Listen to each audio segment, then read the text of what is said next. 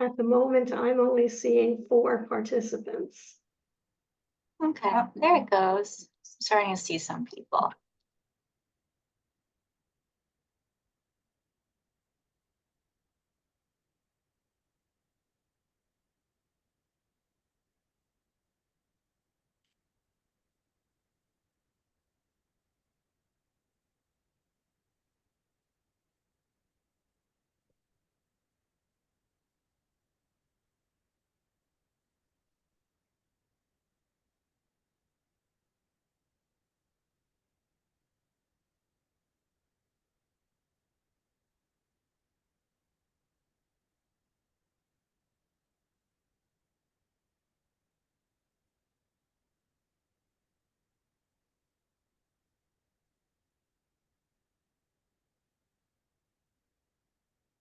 I think we'll wait a few minutes until we have a few more people on.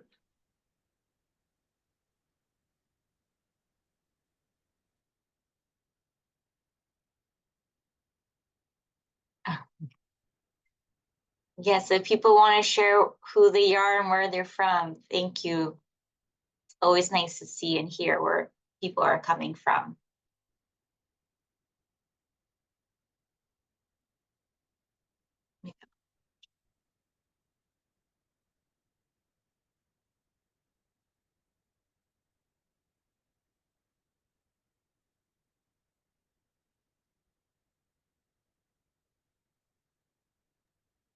And if you would also share not only where you're coming from, but what you do in this field.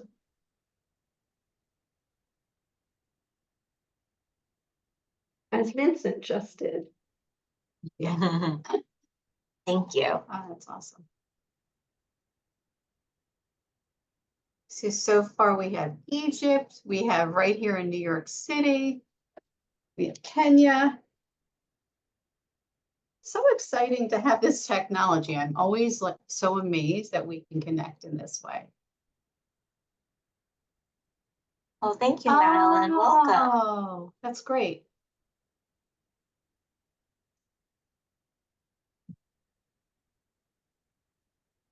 Wonderful. Uganda social worker. I think I remember him. I think I remember Godfrey. I'm sorry if I'm mispronouncing from last time. Yeah.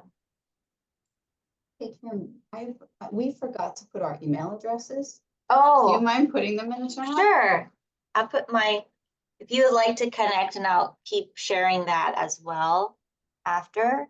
But I'll just share my email in the chat. But I'll keep doing that peripherally throughout the presentation. Oh, wonderful. Eastern Europe, position.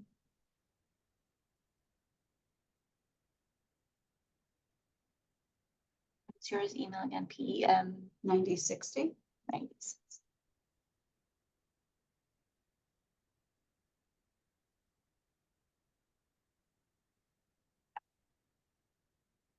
Yeah, we'll just wait a few more minutes, but please share where you're from. Thank you.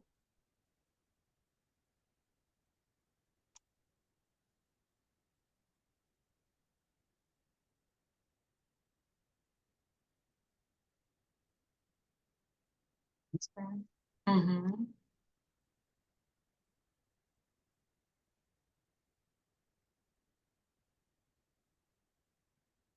It's always so powerful to see so many people who are either doing this work throughout the world or are interested in it. Great. Tanzania. Maroon.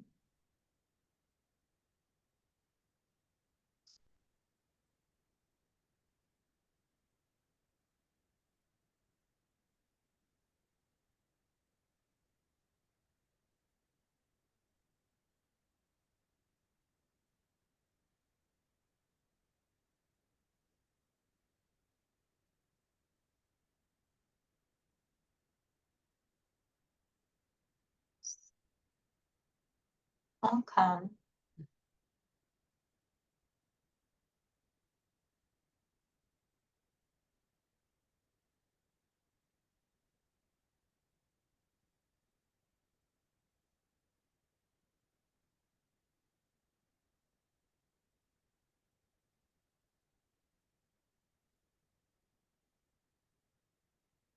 maybe we can get started in like 2 more minutes, Dr. Diamond? Yeah, Yeah, okay. I think, As people keep trickling in. yeah.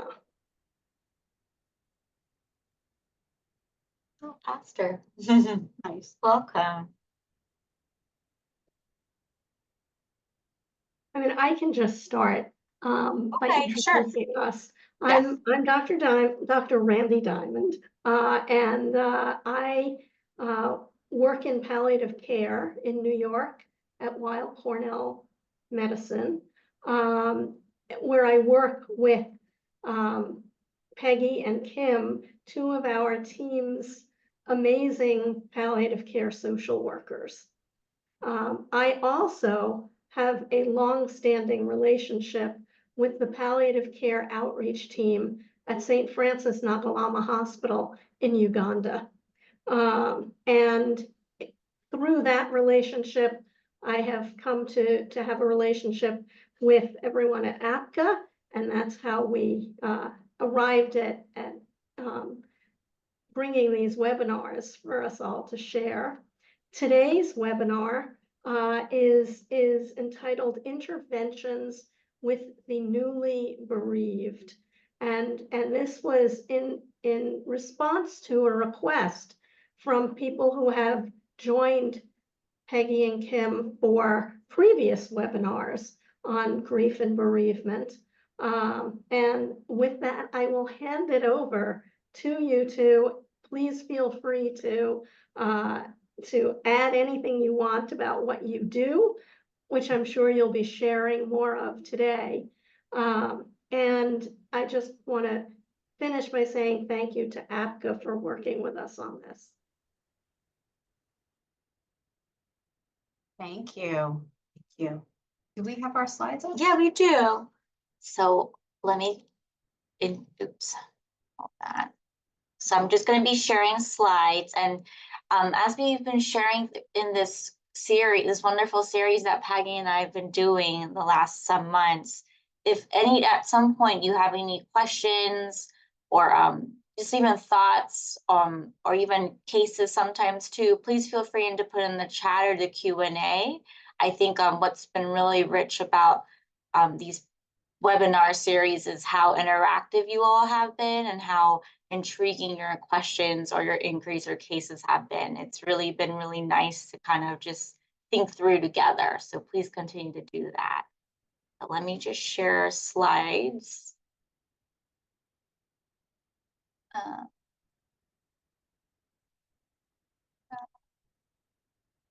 Does everyone see that okay? Yes. Okay, Great. thanks, Dr. Diamond. Okay, great. And if for some reason you can't hear us, because Kim and I are notoriously low talkers, please put that in the chat too, and we'll adjust our volume. So good morning. Well, actually, it's morning here. Good afternoon to those of you across the globe, and thank you for joining us. I don't know how many of you have participated in these webinars before. As Dr. Diamond said, I'm Peggy Murphy.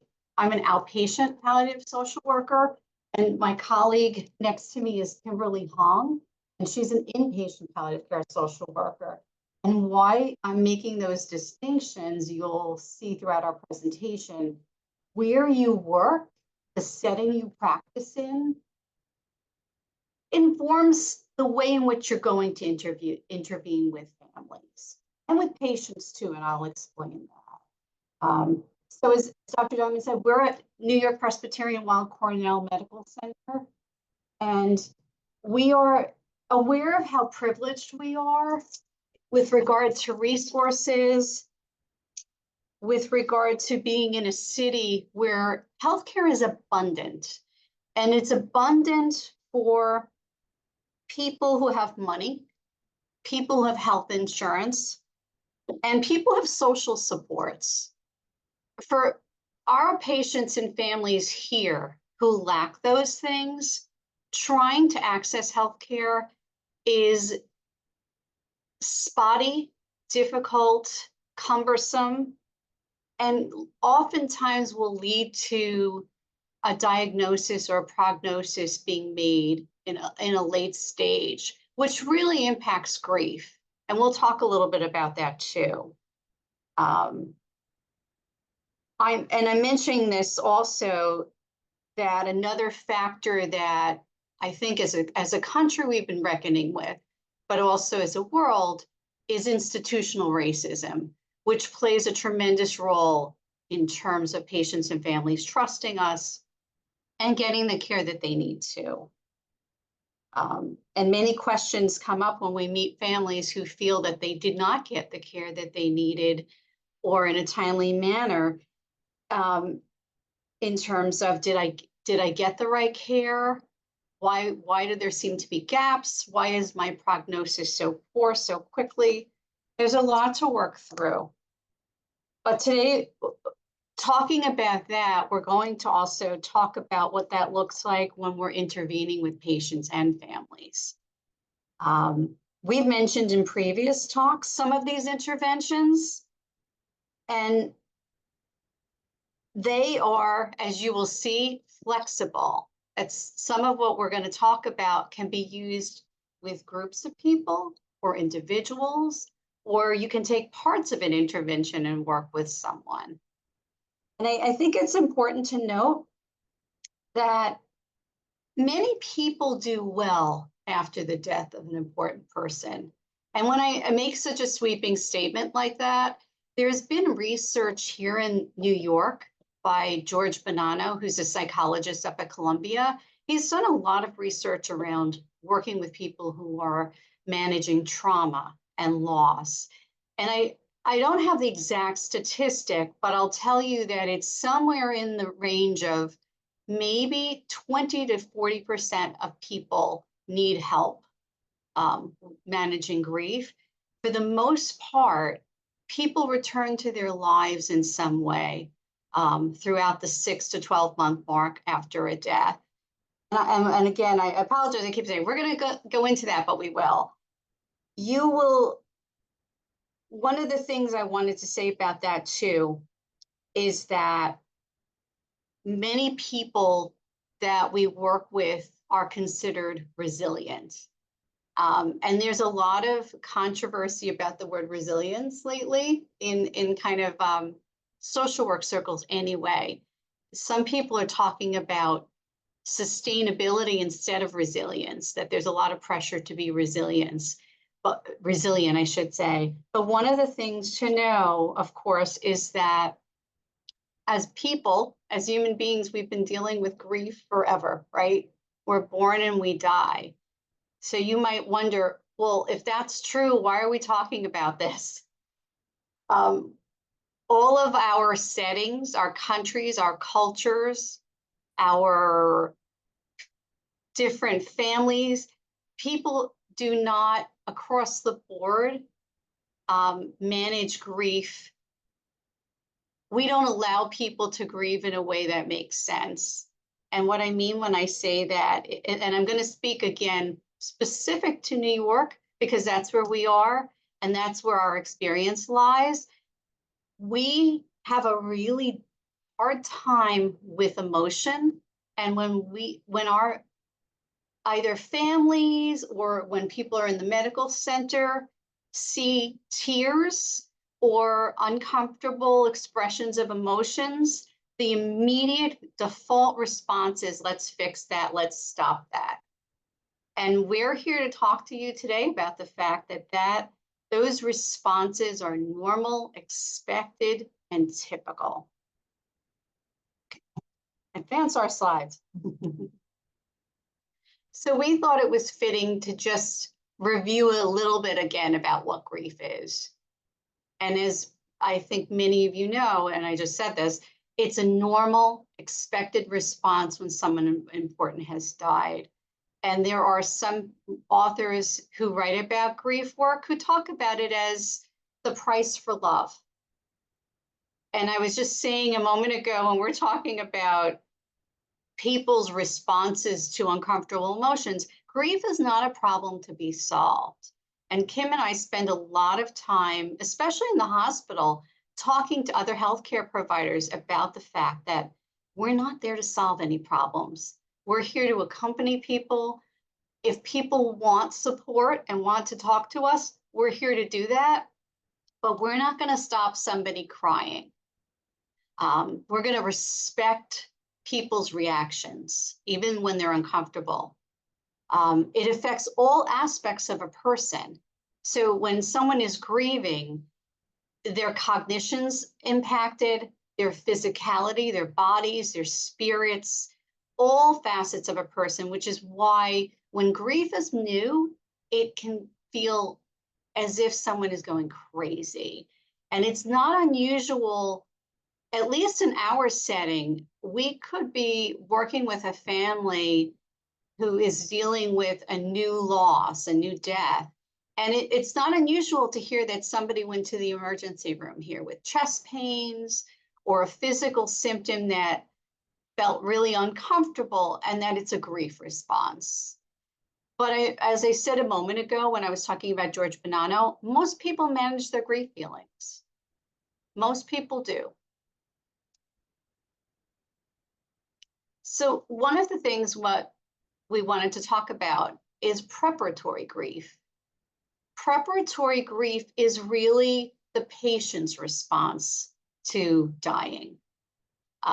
And you'll see that depending upon where you work, if you are working with patients who are coming to end of life, people are processing things like their body's not working the way they did, not being able to eat, not being able to go to work, not being able to attend family functions, maybe not being able to get out of bed. It's the personal grieving of one's world becoming smaller and also losing parts of themselves and being aware of that. What's commonly talked about is anticipatory grief, and that is the family response to a person coming to end of life. So families, especially when someone's hospitalized or has been sick for a while, families start to get a taste of life without the patient being actively in it. So if the patient was someone who handled financial affairs in the household and can no longer do so, and another family member or a partner assumes that responsibility, there are complex emotions wrapped up in that.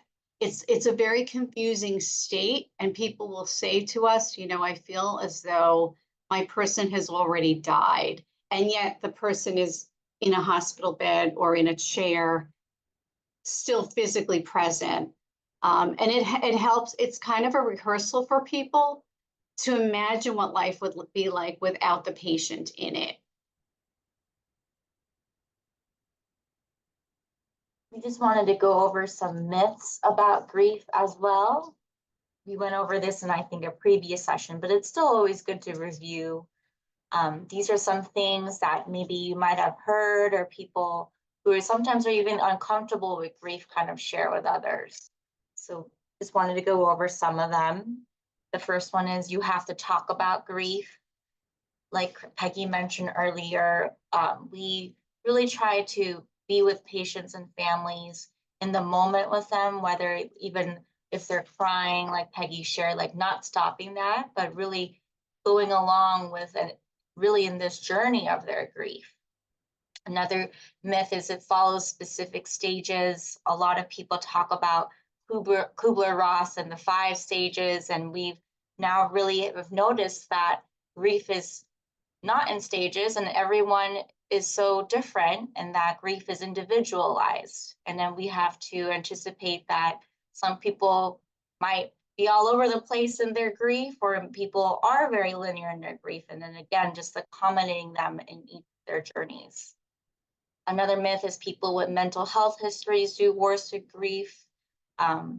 We found with many studies that that's not true, that even with mental health histories, like people without any mental health histories, again, it's so individualized, and accompanying each person on their journey is rather more important. And the last one, another common myth, is that it's experienced the same way across all cultures. And you all probably in the audience more better than us that that's definitely not true.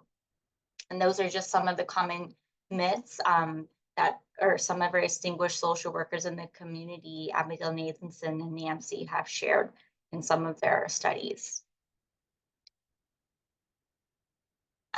Before I wanted to ask, because again, we love our interactions with our audience, I wanted to go over some of the interventions. Like we shared, I'm an inpatient, Peggy's an outpatient. Again, our interventions with grief and with our patients and family really depends on the setting. I see patients admitted in the hospital, Peggy sees them in clinic or even on video with the remarkable technology of telehealth. So it really depends on where physically they are, the relationship you have with the person grieving. Sometimes our teams, including me and Peggy, we meet patients at close to the very end, maybe the last few days at end of life. And then sometimes we meet people at the beginning of their diagnosis. That's what palliative care is. We meet them in their trajectory of their illness. So again, it depends on the relationship you have with the person grieving and how you feel comfortable working with that patient or family. And intervention should also be tailored to the individual needs of the person grieving as well. An example I wanted to share that I do here in the hospital, I do grief groups. So that what I do is once every other month, I meet with people who have had lost their loved one, and it's a range. I have people who are very fresh, maybe a month after their loved one died. And I have some people who have been with me for many months, but are still having a hard time or still want to relate with others who are going through grief. And this group, as we noticed in our social work school and also in grief training, that sometimes it's good to participate and work with others outside of your social supports, outside of your families, and to talk with sometimes with strangers about who are going through similar life experience about losing their loved one. So this is what my group is about. Mentioning the last point of tailoring to the individual needs. My group came out of, in 2020, the need of COVID, when there was a height of a lot of people dying, especially here in our hospital, and the great need of a bereavement group. And I originally wanted it to be structured every week, 8 to 10 weeks, where we talk about a topic each week. But unfortunately, with everything going on in the world, my group actually told me that it was too much and that they would rather have kind of like a drop-in style where people can come as they want, but still have that group setting. So again, that's not what I wanted, but I heard the need of my group members, and I've been doing that now for almost 4 years, actually, it was 2024. And I've had some people stay with me more than a year, so it's been pretty fascinating and beautiful at times to see just strangers coming on a Zoom, now in person too, but really just coming together and all getting closer together due to their grief, and just even supporting one another, hearing how they are coping with going back to work, meeting up with friends again, going out with people in their community. So again, that's something, an intervention I do with my group work. And just wanted to go back and hear some of your interventions that you do with your patients and families. We would love to hear what you do, and please share in the chat. We'd be fascinated to hear what you've been actively doing in your community. And just so you know, when we're using the word intervention, it doesn't have to be something that's dramatic. It can be a phone call, it can be sitting with someone, it can be putting a card in the mail, which I'll talk about. It doesn't have to be this grand gesture. It's just your recognition that you have decided to reach out to someone who's grieving. Dr. Diamond also mentioned, although patients may experience preparatory grief, that is not a good reason to avoid talking to the patient about what is happening to them. often patients know they're approaching the end of life, even if they haven't been told. And did you want to? Yeah, Dr. Diamond, that's an important point. When we're talking to people who are talking about their lives becoming smaller and coming to end of life, sometimes they're explicitly saying that they know that they're dying, and sometimes we're hearing this acknowledgement of death coming just through the descriptors that the patient is saying, or that if the family's at the bedside, that they're also chiming in, noticing changes. But yes, in fact, if someone is talking in those terms, they're able to express the fact that they're alive, that their functioning has changed so much, it's an opportunity to ask them a little bit more about what they know about their illness and what they're hoping for. I think someone wrote in the chat, and I don't want to mispronounce the name. Someone said they pick up children from school and doing their homework. I was asking if you can share more. I'm assuming, I don't want to assume, but I'm assuming that maybe it's more related to like normal activities, like making sure that children are still going to school, doing their homework. That's definitely an intervention that we share a lot with families, especially in our session previously, we talked about working with children in grief and how just even setting the normalizing the setting, because children can be so sensitive, they're so smart, even without sharing what's happening, they know what parents or family members are acting on what's happening. So it's so important to keep the normalcy of their everyday routine. But we love to hear more if you can share more about other things that you've been doing, work with children and providing meals. And if that reference is as someone who's caring about someone, a family that's dealing with grief, that's also a great thing when people are asking the family, what can I do to help you? I want to do something. If there are young children, right, they have so many needs. Yeah, can you pick up my child from school? Can you help us with laundry? Can you provide meals? Freeing up the energy of the people who are grieving. And everybody's response to that would be different, right? So there'll be families who say, no, I want the normal routine. I'm going to make my own meals. Thank you very much. And there may be other people who are just, I don't have the energy to even figure that out. Thank you for taking that from me. And we can encourage families and their friends and people who are asking, what can I do to do things like that? In line with talking about interventions and talking about the simplicity of an intervention, the most important thing that everyone on this webinar does in varying ways is psychosocial education. And psychosocial education is what we're always doing. And even if we're doing what we would call another type of intervention, like Kim just mentioned, a support group, psychosocial education is interwoven. Even though, as I said a little earlier ago, and we all know this, that we all die and that we all lose important people, many people do not know that some of the feelings and responses that they may be experiencing are expected, are normal, are things that other people have gone through. And it's invaluable to give someone information about that. And you can give that information at the bedside, by phone, meeting in a clinic, having a casual conversation about it. You can give it in writing too. And I find that writing, and I'm going to show you a fact sheet that we came up with here. Giving it in writing is helpful because people can make a choice to look at the material or put it aside until they're ready, or reference it as they feel more comfortable doing so. This fact sheet, and I apologize if it's hard to read, is a fact sheet that we're going to be sending out from our hospital here to families when a patient has died within a week or two in our medical center or in the community.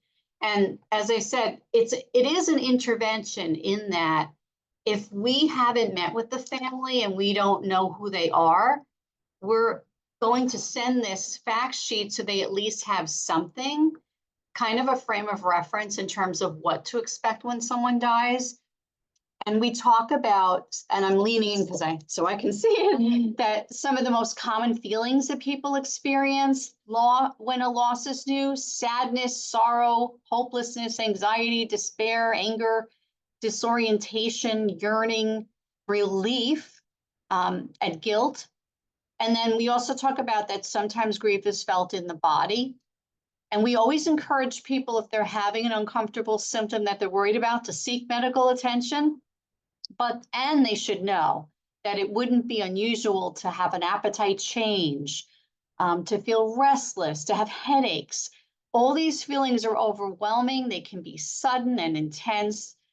So we're hoping, and we're going to actually measure people's responses to this. So we're going to do a little research with this. But we're hoping that this fact sheet will help give people who are unsure about how they're managing some kind of a framework. And on the bottom of the fact sheet, we talk about, well, what can I do if I'm having uncomfortable feelings? Should I seek medical attention? Can I reach out to a clergy person or a family member? Am I connected with a hospice program where they're providing bereavement services? In New York City, we have a 24-hour hotline number that you can call if you're worried about yourself or you need a resource or just need to talk. So we provide that. And we also have our phone number on there. We have a bereavement hotline here at the hospital, so people can always reach out to us and then we can talk to them and figure out what they need help with. But anything in writing is always helpful for people, because they also, this, people do not hear us when they're going through a hard time or they're in distress, or they misconstrue what we've said. So to have something in writing that they can turn to, they can clarify any confusion about what we've said too about grief. And I should also add, and I didn't say this in the beginning to you, one of the reasons we're talking about new grief has to do with the fact that that's what we're working with here at the hospital. So one of the things I want to talk about is individual counseling. Everyone does not need individual counseling, but there are people who will say to us, I really need to talk with someone who isn't a family member, who is objective, who doesn't have an opinion about what happened, where I can say whatever I want to say and feel comfortable doing so. So typically what happens is Kim will meet with someone at the bedside, or I'll be talking with a family in the community, either when they've come to a medical appointment with the patient, or they'll call me and they'll say, I really need more support. And I'm not interested in hearing how other people are doing, but I need my own bereavement person to talk with. So those people are usually people who self-select, who identify that they need the help themselves. They don't have PGD, which is prolonged grief disorder. And prolonged grief disorder, as an aside, is usually, it's a new diagnostic classification, and it's made about the 12-month mark for people who've not returned to their lives, who are not functioning, who can't seem to get past the intensity of the feelings of the grief. And those people often need to go and have a medical exam. They may need to see a psychiatrist, and they may need specific cognitive behavioral therapy around trying to process the grief. But when we meet with someone, and I'm not currently doing this work, but have in the past, our goal is really to provide a safe space to help people process the illness itself and the loss. And when I was talking earlier about the fact that some people do not have access to healthcare in an equitable way, And I think this is a common issue across the world, but we feel it certainly here in New York City. There are a lot of feelings about how a diagnosis was made. I also have to tell you, and if you know this from having your own personal experience, when you're caring for someone who's coming to end of life, it is a physically grueling endeavor. So sometimes people need to talk about their exhaustion and need to be with that. And it's part of also experiencing the loss. People need to eventually internalize the death of their loved one. And what I mean by that is they need to figure out a place for their memory of the person, how they will want to continue to think about the person, and what their relationship to the person will continue to be. And that's a concept called ongoing bonds. And we know that people do that people continue to talk to the person who died. We know that how they think about and how they talk about the person who died will change. And it's really helping people process and go through grief and be able to return to some kind of an acceptable life for themselves, alongside always having grief feelings about the person who died. Doing both things, really.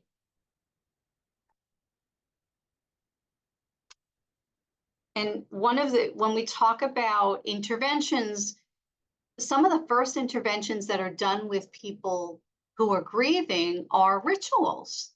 And rituals, as you know, are very, very useful, right? Besides the fact that they're grounding, there's something that's known to the person who's grieving. In this quagmire of feeling and kind of fogginess and disorientation of losing an important person, to have a ritual that you've grown up with around what we do when someone dies is helpful because it's orienting, it's stabilizing, and it connects people who are grieving with other people, hopefully, other family members, other friends. People treat you a certain way. And some rituals can certainly be adapted. And we saw this during the height of the pandemic with COVID, that people were not able to gather in person for funerals, so they were having Zoom funerals or figuring out different ways of having memorials. But the important thing about a ritual is you either can follow it the way it makes sense to traditionally, or you can adapt it and make it work for your particular family system. There isn't a right answer to that, but people do need some kind of a concrete way of marking a death. I think I thought about an adapted ritual that came up pretty often during the height of the pandemic. I saw a lot of patients just because, again, like Peggy shared, we weren't able to gather. They did something called a celebration of life. And I thought that was really very unique and beautiful for a lot of families. So it was almost kind of like a party, if I can say, of family members, our patients who honored the family members who honored the loved ones, their patients who maybe even a year later or on their birthday or on a special day where they gathered together. And that was an adaptive ritual they did where they would kind of honor and because in honor of that person, and they would kind of gather together. So, and some people say they still do that today because they didn't want the funeral as depicted as like a sad time. And they shared with me that maybe the patient was always a happy, joyful person, and they would rather have like this happy kind of or more pleasant party. So I remember a celebration of life. So a lot of that came out of COVID. So I thought that was a really cool adapted ritual. Just an example. Speaking of some more examples of rituals, there are definitely funeral services, like I shared, memorial services, prayer services. I know some people shared in the chat how they pray with the families, definitely. Candle lighting, vigils, in honor and memory of the loved ones, spreading the ashes, And again, these are all just specific to the griever and to the family and culturally, of course, as well. I know a family that actually got together to have ice cream because the person who died was an ice cream fanatic, ate ice cream several times a day, and that was sort of something fun that when people thought about it, it made them smile. So this one family said, you know what, let's meet at an ice cream parlor. And they took over the ice cream parlor apparently was kind of like a restaurant, and they took over the whole place, and every person who gathered had ice cream and had to go around the room and talk about what they were eating, what they liked, and also their fond memories of the patient. Do you want to share about the funeral service or the memorial Oh, service so- we're doing at the hospital now? So we are in our, thank you, Kim. So we are in our third year of recreating the memorial service here at New York Presbyterian.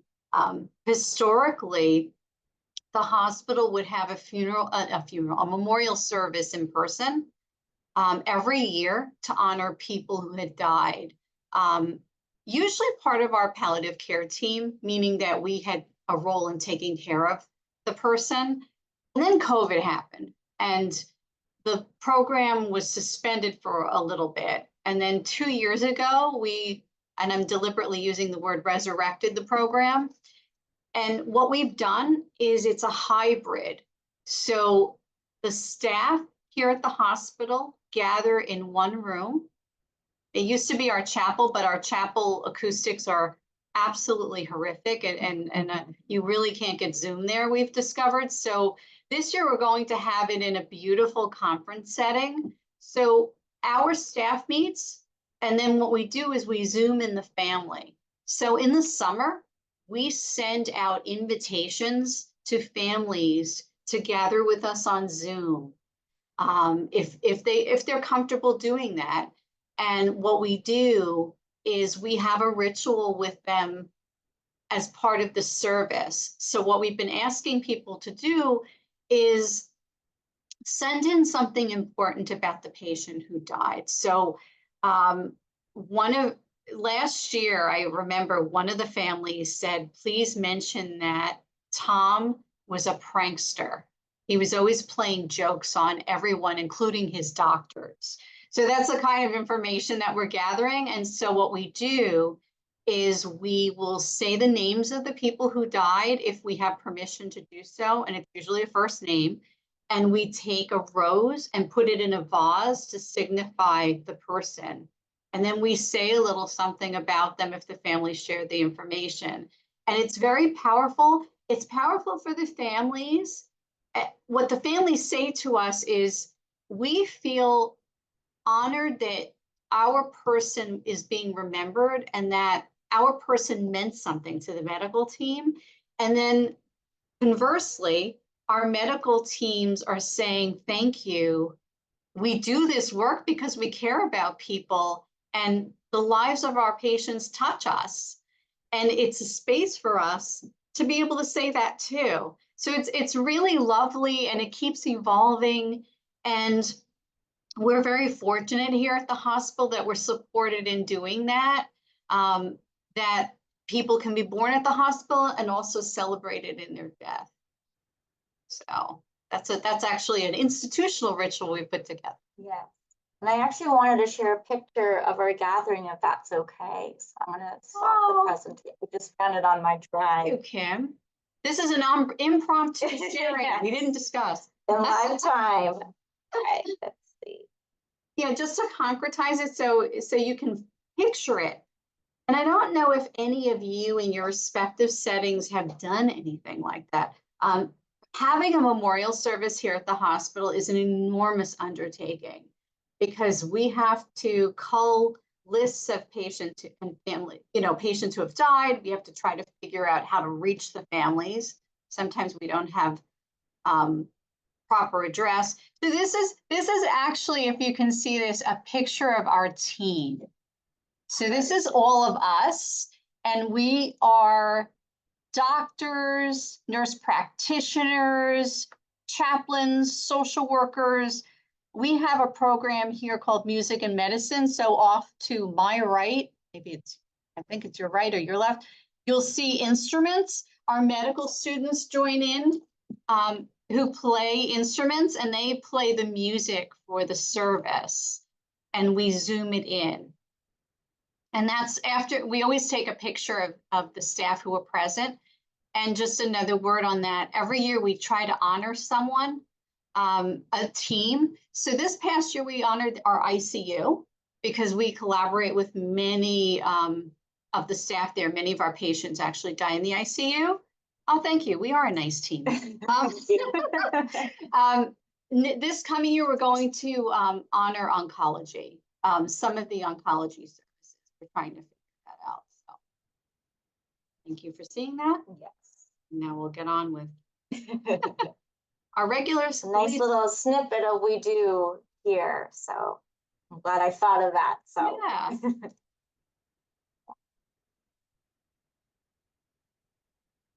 you all see the slides again, right? All right.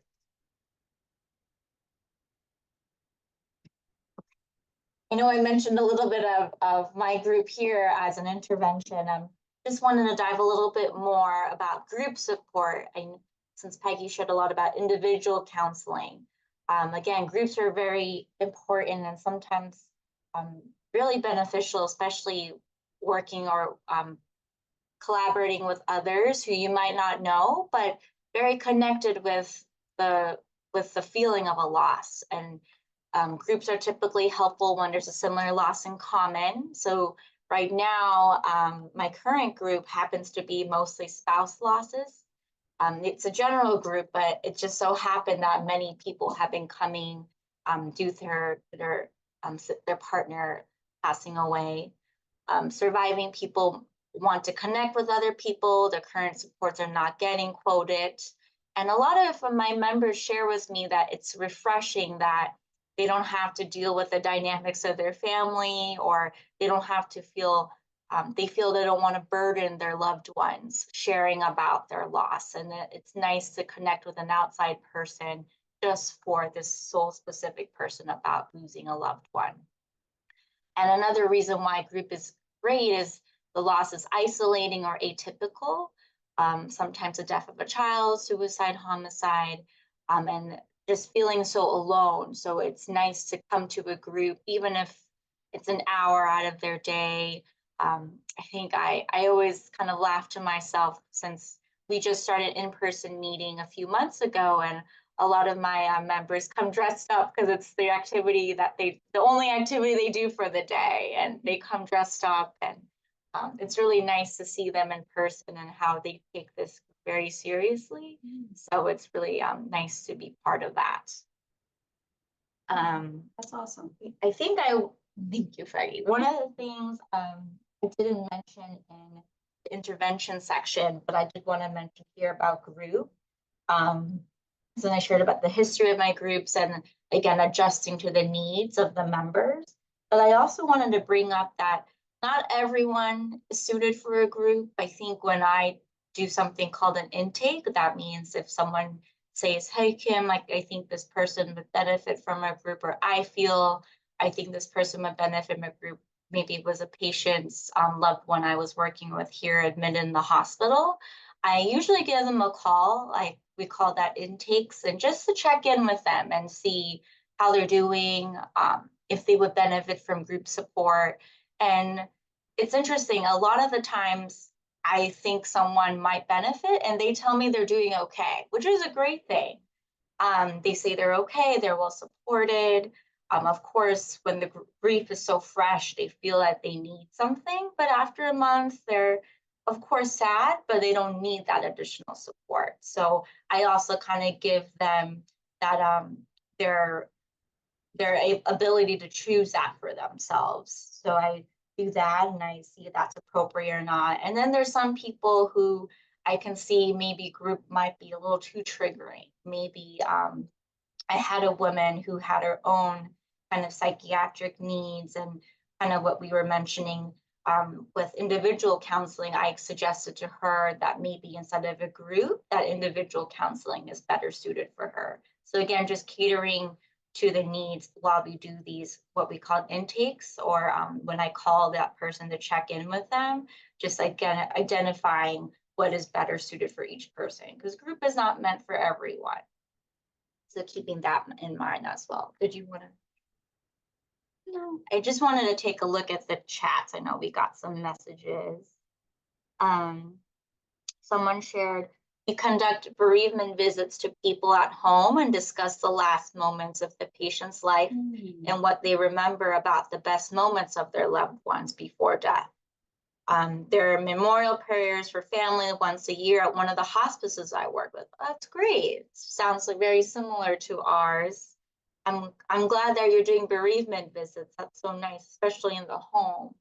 That's also very powerful to look at good moments. Mm-hmm. You know, so many people tell us, especially so close to the death of someone, that they can't get some of the physical images out of their minds, or let's face it, sometimes when people are coming to end of life, they're not always able to be their best selves too. And I'm thinking about it, if someone has a personality change and they're angry or not so open or cooperative, but understanding the bigger picture that people are so much more than their last moments or their illnesses, and being able to look at them as more of a whole person, that's very powerful. Yeah. And in line with that, there is a legacy aspect to finding out about who the patient has been, the good moments. And we want to take a moment to talk about legacy work, because legacy work is one of those things that is very flexible with that and can be used in different settings with people. So when we are looking at legacy work with the actual patient, some of the conversation we're having with people at the bedside or during one of their medical visits is, you know, what has your life been about? What's been important to you? And what do you want people to remember about you? And sometimes those discussions will prompt things like, I've decided I want to write a letter to my family and tell them about all the things I don't think I got to say to them. And we do a lot of letter writing, encouraging, especially with parents. If we're working with younger parents who unfortunately are not going to live to see their children through milestones, it's very helpful to think about with a patient, what would I want for my child at specific ages? What do I think they should know? You know, for instance, what kind of a partner should they pick in the future? Those kinds of things, or educational values. So writing letters. Sometimes there's a program here in New York City, but I think it's also national in the US. And I don't know if there's something similar in other parts of the world, but it's an organization called StoryCorps, where people can actually, with prompts, record their life story. And you can have it on tape, on a recording, and you can share it with people. You can also, if someone has a smartphone or even a tape recorder, you can encourage people to talk into that. With people in support groups, either children, but you can also do this with adults. You can help people making memory boxes. I actually have a box here that I made that is, I don't know if you can see it. It's not the prettiest box. And I actually made it as a kind of a keepsake for myself. When a patient I've worked with has died, I write on a little piece of paper their initials. And this one says NO. And it says painting with words, because that person was an artist. And I can think about her when I look at the box. But you can use that with people. You can use it with people who are living, making a box and putting important items in there that they want to give their family, treasures, or when someone has died. Again, either working with them individually or working in a group setting, you can come together and take a little box and decorate it and use it for things like special pictures, special mementos, ways of keeping the patient alive in a different way. In the hospital, when someone is coming to end of life, we have a collaboration with our child life department. And what we can do if there's young people in the family, and young people, I mean children under the age of 18, we can have child life come up, and if the patient is open to doing this, they can put their hand, make a handprint on a piece of paper. Just wanted to show a picture, kind of what it looks like. And they can make art with child life. Sometimes a child can join in and put their hands on the page too. When babies die, they can make recordings of fetal heartbeats before the baby has died. Families can use the handprints in all kinds of ways. And when sometimes child life will actually go to the morgue if a patient has died and it's the handprint didn't work out when somebody was alive, and they'll actually get a handprint in the morgue to give to a family if they want that. And it's a really tangible, just a tangible piece of, the word that comes to my mind is evidence that the person existed and they were your person. And it's something special. Everyone doesn't have a handprint or a heartbeat. And I've had adults who've done it too, not just children. I think actually a few months ago, I had an adult, maybe she was in her 30s, and her dad was dying, and I suggested this because they used to love to do art together, and I remember calling her after when the patient died, and she said she was so thankful she had it framed on her wall. So I'm really glad that they had that together. One other thing just about legacy. So I was saying the patient is thinking about how they want to be remembered. And then of course, then the family, the friends are trying to think about, well, how am I going to make sense of the person's death and also hold them close? What's important to remember? What are the lessons I'm taking from my relationship with the person? The thing on the bottom right, is just another thing that we've done, kind of similar to the handprints. These are actually fingerprints of people, of loved ones, and they make them into jewelry. So this is a company called Gummies, and I know some of our child life therapists have done it with our patients and families before. It's another just really nice thing that we can do for legacy making. The next thing we're going to talk a little bit about is bibliotherapy. And it is what it sounds like.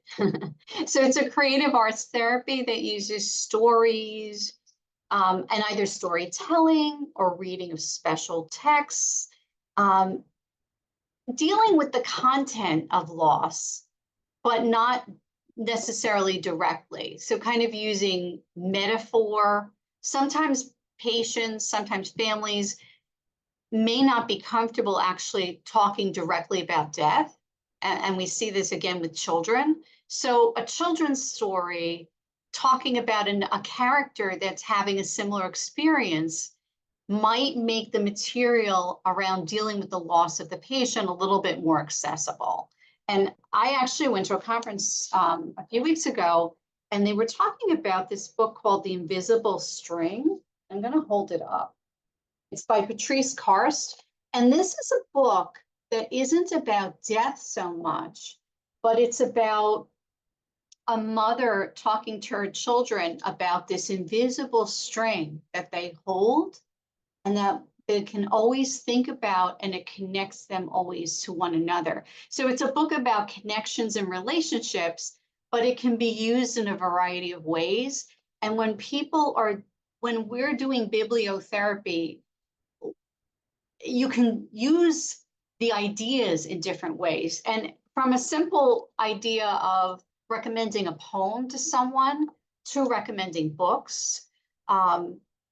The person who actually gave that presentation about the Invisible String book was talking about, you can talk to families about sitting together and maybe at a prescribed time in the evening, maybe before bedtime, sitting together on a couch or a chair and reading the book together, maybe reading to one another, maybe taking different parts of the book and looking at some of the artwork, or even creating a string on your own as a project together and giving different family members pieces of the string to hold onto. Bibliotherapy can be used in many, many ways. It can be used in song. People can sing together. They can look at lyrics. They can come up with songs together. They can come up with poems together. If you are working with people who like to read, or tell you that they like that poetry moves them, or they like music, it might be something to offer. And then we also are often asked for books, not necessarily children's books that you can use with adults too, but a book on how do I talk to my children about illness or death, or I've lost my partner of 50 years. Are there any books talking about that? And some people find that really meaningful too, to actually read a book directed to them, dealing with topics specific to them. But it's important, if you can, to ask people, in terms of coping, do they read? Do they write? Do they journal? What are some other ways that they express themselves? And as we were saying earlier, again, this can be done a one-on-one, this can be done at the bedside, this can be done in a support group. This kind of work can be done in many different ways. And when we start to talk to people about how they express their feelings, it's interesting, you're going to hear a variety of things from people. People are using different tools, and maybe creative things in their environment that you may not even think about, like cooking a special dish. Just wanted to review again, just things not to say to people who are grieving, or suggested things not to say. Some examples of saying things like, I know exactly how you feel to someone, get over it already, don't cry. We've talked a lot already in this presentation, just of that tears are okay, that we need to be okay with however that person is feeling in that moment. Another thing not to say is, at least the person isn't suffering. This is usually, I think, really common for a lot of people to say when, especially the patient had just died. I think people get uncomfortable, and I think it's easier for it to say, oh, at least the person isn't suffering anymore. So I think that's a common thing that we are inclined to say, but we shouldn't say. Another thing is, God only gives people what they can handle. At least you have other children. If when a child has passed away, you can always marry again if it's for a spouse loss, or he or she was old. Just again, normalizing if the patient was older. So again, these are things like examples of, actually, we've heard a lot here in the hospital, and it's always kind of, I cringe inside whenever I hear, but definitely things that we might be inclined to say, like I shared, but it's not, these are hurtful to say. So some of the suggestions of how you'll go over possible things to say instead of those common things. I would actually start out with the statement that sometimes we don't have to say anything. And if the family is open to a hug, and I'm not suggesting that as professionals in your various roles, we often don't touch people, so we would ask permission. But if you have a close relationship with a family, you might say, can I give you a hug? And that might suffice, in that there aren't often words, right? I mean, we have lots of words in our respective languages that we can use for things, but everyone's pain is so individual. Inevitably, we say the wrong thing, even as professionals. And I think part of that is, again, going back to culture, and I'm going to go back to the US, New York, we're not taught how to do this as people mingling with one another outside of our respective roles. We really don't. Some people are more comfortable seeing someone in pain and responding, but a lot of people are very awkward, and it's actually okay to admit that. And I've been doing this for a very long time, and there are instances where I'll show up at someone's funeral or pay a call to someone, even in my personal life, and find myself kind of tied for words or not clear what I should say. So I might just say, I don't know what to say, but I'm here for you. And in line with that, we should ask people, is it okay that are you up to talking with me right now? Do you want to talk with me right now? When you've been caring for someone who comes to end of life, there are so many things that you can't say no to, right? Because the illness really dictates people's schedules and their responses to things. So as much empowerment and permission we can give people to take some control back, people can say, you know, this is not a good time for me. You know, I'm thank you for calling or thank you for coming by, but I'm not up to talking to you right now. May I ask you about the person who died? I don't have this same experience. Kim, you may have this more in the hospital, but in an outpatient setting, every once in a while, I'm asked to reach out to someone, a family member, when I've never met the patient. And one of the things I try to ask, if the family is open to this, is, may I ask you about your person? You know, I'll know basic things. I'll know what they died of. I'll know their name, but I don't know who they are. And I ask that also to remind people that so much of our focus in the person's last days have been around what's not working, have been around a body that is not working, a complicated healthcare system, all kinds of feelings. But who was the actual person? You know, what did they like to do? Is there something they're known for? And I've had people tell me things like, oh, he had a great sense of humor, or I met, this is actually a true story. I met a grieving widow. Her husband had died a few hours before, who told me she met her husband at a Marilyn Monroe convention in another state in our country. And that it was just like, it was interesting. I didn't even know there were Marilyn Monroe conventions, but there's a group of people who gather, I guess, annually, and how that shared love of Marilyn Monroe brought them together as a couple. And that was a really interesting detail to learn about this 60-year-old man who died of colon cancer, right? Mm-hmm. There's so much more to our patients. There's so much more to everyone's life. We always ask people what's helping them right now. You know, how are you getting through right now? Are people able to identify a faith tradition? Are people able to identify other people who help them? We're hardwired to connect with one another. So we always want to know about people's support systems. We can remind people, I'm here to listen to you if you feel like talking. And it might be a matter especially if you're coming upon someone, if you're coming to a bedside or someone's home and someone died in the home, is to just sit with someone, to just be a calming presence. We want to tell people that they may be experiencing many different feelings at the same time throughout the course of a day. This is to be expected. So somebody might say, you know, this morning I was so sad. I didn't even know if I wanted to get dressed. And then later on the day, telling us that I got dressed, I went out, and I felt a little bit better. And we want to also, and this is again in line with talking about psychosocial education, is we want to remind people there isn't one right way to do this. Very well-meaning family and friends will tell people there's a right way to do this.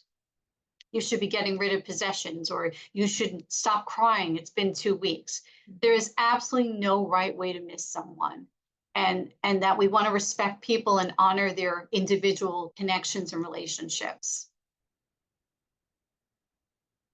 I like what you shared about asking who the person is. That's probably one of, and I think the inpatient teams too, we love asking that question. We have a nurse who loves to ask, how did you meet to a spouse? And this paints the picture of, we might be meeting a patient dying in a moment, but also we're only meeting them at 1 second, and we're meeting them at the end, but they have had a whole life before. And some family and members, and even our patients' families, they love sharing about their loved one, and they sometimes tell me thank you for asking, because no one else has asked. And I think it makes a richer connection and a deeper connection, human to human, to ask about who are they, what were they like, what do they love to eat, what's their favorite food, or even like my nurse asked, how did you two meet? And you might find something interesting like Peggy shared about her patient. When you're reminding me of something, Kim, when we talk about what is helping you right now, if you can, you might want to also ask people, have they had this experience before? And if they have, how did they cope with it? How did they get through it? And people will inevitably tell you if they've had another very important loss. Maybe they sought counseling, or maybe they relied on their church or synagogue, or they have a favorite person they go to, or they change careers. Whatever it is, it's a strength to be able to. You can point out to people certainly that you've gone through this before, so you have a sense of what you can do to help yourself. But it's also a strength that someone has gotten through a loss and they're here talking to you. And part of our role is always to point out what's working for people too. As we were saying earlier, anything we've talked about, from memory boxes, legacy work, individual counseling, memorial services, rituals, all these different techniques, interventions can be used in a whole host of settings and in different ways. They don't have to be used in their full form. You can always tailor how you're working with someone to the intervention. And an intervention can be sending a bereavement card. If you were connected to the family, you can send a card, have the whole team sign it. That's actually something that we're starting up again too, and sending the fact sheet. It could be a phone call. It could be a whole host of things that may seem simple. It could be someone comes to a medical practice after the death of a loved one, asking them about how they're doing, inviting them to share how they're feeling. There isn't a right way to intervene. And again, we always respect whether someone wants us to intervene. Right. Just because there's been a death doesn't mean people want something from us too. We have to always check in and see, do they actually want some help? Mm-hmm.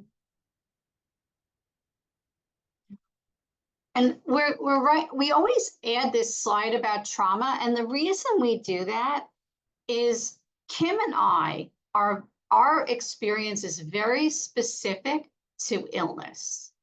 So where we are in the world is we are not impacted physically by the instability of war. We do see people who've died as a result of accidents and violence sometimes, but we're not experts in that. And we know that some of you who are joining us are and have a lot of experience living in war zones, and that's its own specialty. But just that those losses are even more destabilizing and overwhelming, and that traumatic death certainly challenges the basic assumptions that people have about the world as being predictable, controllable, meaningful, and certainly disrupts the concept of fairness. If that's a concept that people widely share, I think a lot of people in the United States tend to think about life as being fair or not fair. And traumatic loss does include dual mourning tasks. So mourning the actual loss of the person, but also dealing with the trauma, the actual event of how the loss came to be. And the most important thing that we could ever say about trauma is that really you need to connect with specific organizations and specialists who do that work. And we can certainly help you locate some of those. If you reach out to us, we're happy to always do a search. Or if you know of some important organizations that you work with, please put the information in the chat so we can share it with one another. Thank you. And putting our email again, you're reminding me that as well. I think we're at the end of our presentation. We hope this was helpful, just reviewing again some interventions that we can use with our patients and families, just emphasizing again, the important thing is tailor the needs, since everyone is so different. And as we kept mentioning, grief is so individualized. You want to respect what is happening and who we're talking to, and culturally, of course, as well. We did have a question that came in. I wanted to address it in live. It came from, I'm sorry if I'm mispronouncing, Nasuana. But they shared, how can we address a primary caretaker who feels excessive guilt, self-blame, thinking she didn't do or support enough to save the life of the deceased?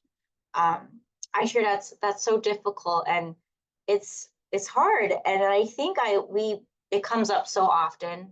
I'm thinking of many family meetings where this exact scenario has happened. And I think, again, it's hard because I don't know enough information about the patient, but that happens so much, especially with caretakers who've been caretaking of their loved ones for so long. And I can't imagine just that I didn't do enough. What could I have done?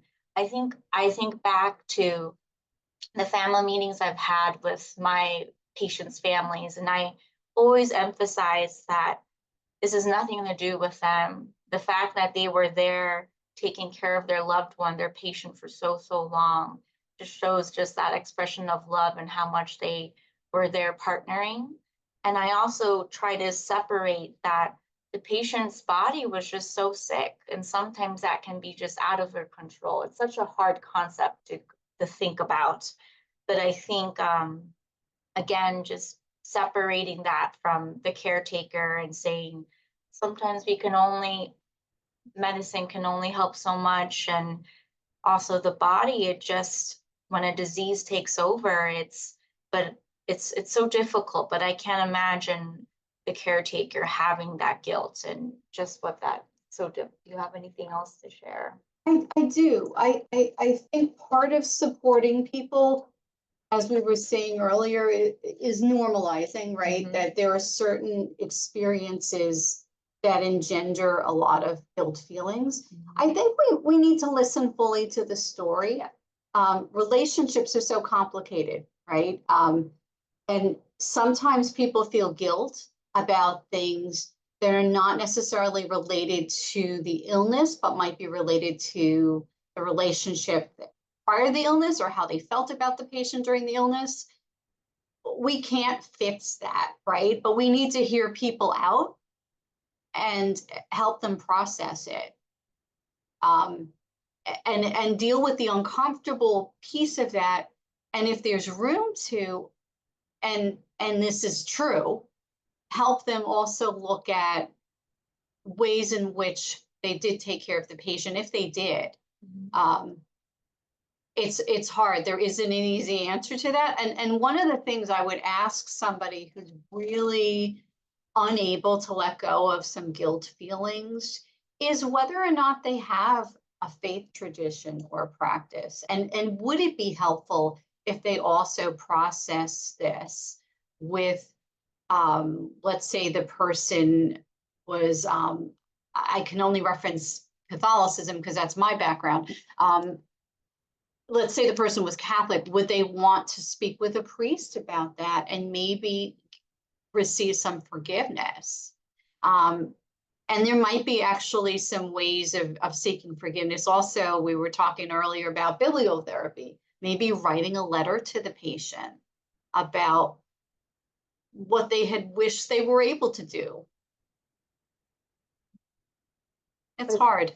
So thank you for sharing. We do see it a lot, and I think, like I emphasized, when you're caretaker for so long and seeing and going to the appointments and being there for the treatments, like I'm sure they put on so much on themselves. But we also have to remember that the caretaker are also human, and then they can only do so much. So, and yes, there's another question, or I think rather a comment that came in. Is it not another myth to think that people can get over grief?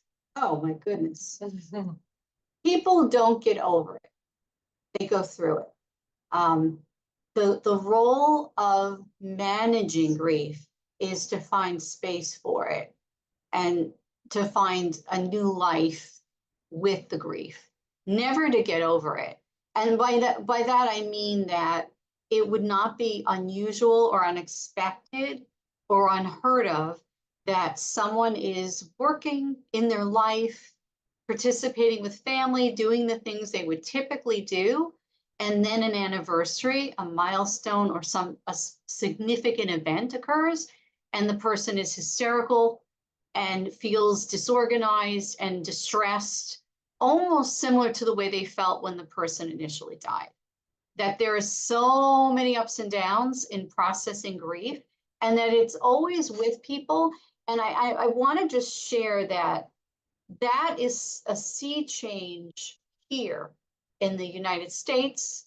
Again, talking from being here in New York City, prior to 9/11 for us in New York, a lot of theorists and practitioners who worked with grief really emphasized what we were talking about earlier, that it's linear and that there are specific stages that you must go through.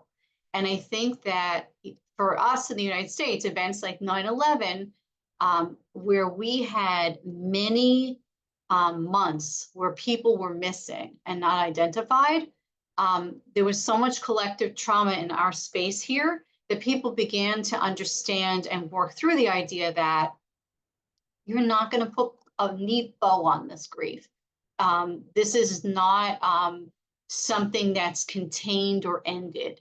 That there are going to always be questions when important people die, and if the important people die in traumatic ways. There's absolutely no ending to it, which could be upsetting for people to hear, but what we're always talking about is really the level of intensity. So people, you can always miss an important person, and maybe you're not always crying, or you're able to function and still love and miss someone.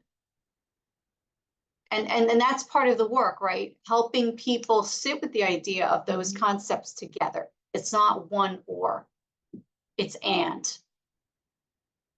But thank you. That's a great point that it is another myth. Kim, in looking at the chat, are there any interventions or any thoughts that people have that we didn't come up with?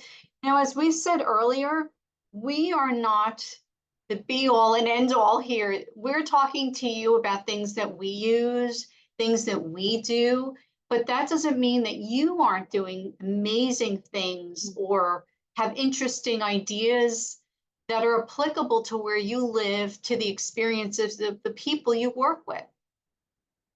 Yes, thanks for sharing that, Peggy. A few did come up, and I commented. I know we were going over our material, but I did want to bring up some of the really beautiful things you all are doing in your own communities.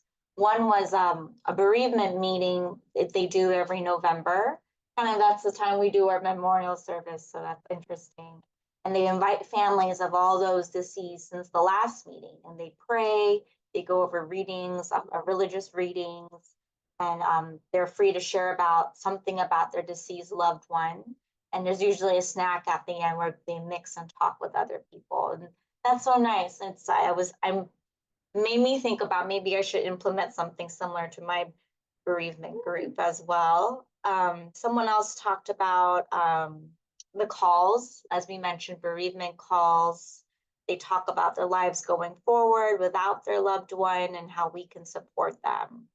In Africa, families have great support in communities and churches they go to. So bereavement support is from different sources. They also find it comforting participating in the care of their loved ones. Wow. So thank you. Such beautiful and strong interventions.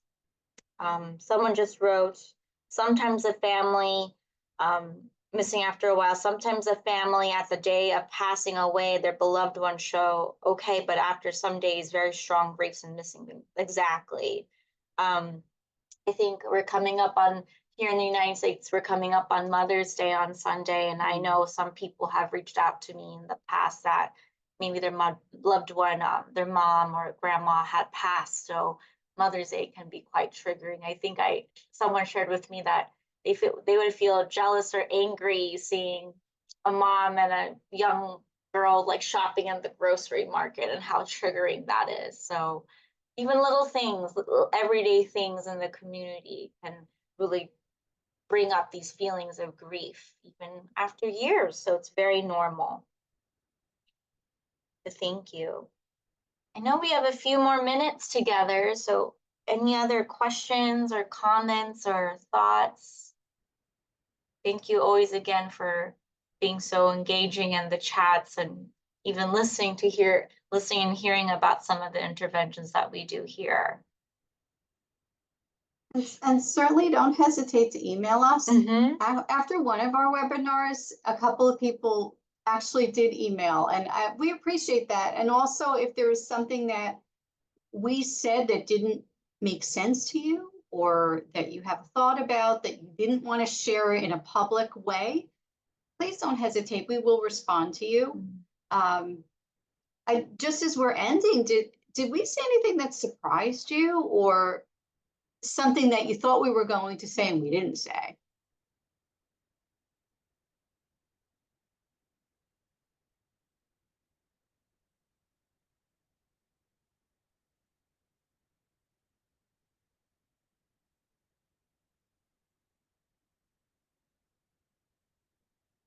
Any? Haven't been hearing. Okay. That's okay too. But yes, reach out if, oh, hold on. A few comments. Dr. Eve wrote, the fact that previous mental health history doesn't affect bereavement outcomes. Oh, okay. So let me just make a really quick statement about that. The reason why that seems to be the case is that people who have mental health histories, who have sought help, who are already in counseling or therapy or psychiatric care, often bring to the grief experience tools that they can use through their grieving process. So that's where that comes from, actually, that some of those patients may already come to the grief experience with some strengths that they can already put in place because they've already gotten some help. That's what that's about. Yeah. Someone wrote, you spoke about the loss of loved one, but sometimes the family stories are challenges and not necessarily loved. Mm-hmm. How is the grief of this person? When the relationships are complicated, the grief may be complicated too. And maybe that particular family may need to seek help. You're right. We had more of a positive spin this morning. Many families that we work with have conflicted feelings about the person who died or is dying. It's not uncommon here to have estranged family members show up at the bedside who may not have even known the person was sick until maybe their last moments. That actually happened the other day. It's very complicated because of the nature of their relationship, which has to be processed too, and now the loss of what wasn't, and all the pieces connected with that. Those people, if they were open to it, would probably benefit from some individual counseling, or at least some formal support. So again, if they have a clergy person, if they have family they're talking with, but those are definitely feelings that need to be worked through. You're right. You're right. That's really, I'm glad you mentioned that, because many relationships are complicated, more so than not, actually. So thank you for saying that. Yes, thank you. Yes, I don't know about the recording. I believe, no, actually the recordings have been live on the APCA website under resources, I believe. And as mentioned, we'll definitely share the slides to APCA, who will distribute to you all. And thank you, Marianne. She wrote, your presentation was very affirming for me and you've given me new ideas. Thanks very much. We're so glad. I mean, again, we hope these are just some tools you can use in your personal toolbox with our patients and families. Someone wrote, oh, Dr. Eve wrote, in Africa, we have defranchised grief, mostly in polygamous families. Very interesting. Some wives and children cannot participate in rituals. How can they grieve? That's, we did not talk about disenfranchised grief, and unfortunately, we're ending in a moment, but for those of you who don't know, disenfranchised grief is grief that's not recognized. So I honestly don't have experience working with polygamous families. Again, that is probably going to be a little bit more complicated. And if they're open, if the different family members are open to it, they should seek a counselor or a provider who has experience. But there needs to be room for those people to feel that their grief was acknowledged. It's very complicated when some people are designated as the grievers, and yet in a situation where there's a polygamous or different relationships with the deceased, each person feels a connection that may not be sanctioned or honored. And with disenfranchised grief, if those grief feelings and those relationships are not honored somewhere and recognized, it could lead to complications for people. And there are many other examples of disenfranchised grief and loss. But again, I would suggest in those scenarios directing them to somebody who could sit with, who understands all the dynamics properly and could really help them figure out how to honor the grief and how to feel respected in it. It's really hard. Dr. Eve, thanks for bringing that up. Yes, thank you. And again, you're hearing the way I'm answering the question. This is a limitation of ours. Not having the experience. This culturally just so different. And this is what we see in our everyday work here in the States. So we know that it's so different in your country. So thank you for even sharing kind of the light and the perspective of what you're experiencing. I know we're out of time today, but thank you for always such rich conversations with us and such great questions, and even the points that you make, the examples that you share. It's always I always feel very humbled by these conversations. Yeah, right. And what our limitations are, but as we're ending, hopefully, we in our shared work with people who are suffering and grieving, that the information that we provided you with is helpful and a starting point. And again, email us. Yes, connect with us. Thank you, always. Even if it's just to say hello, we'd love to just connect with people. Let me stop sharing.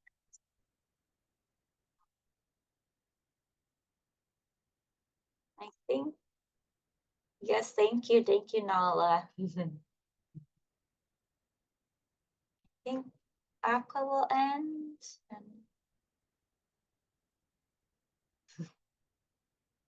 Thank you, everyone. Thank you. Have a good rest of the week. Have a good Weekend. weekend. Yeah. Weekend, Friday.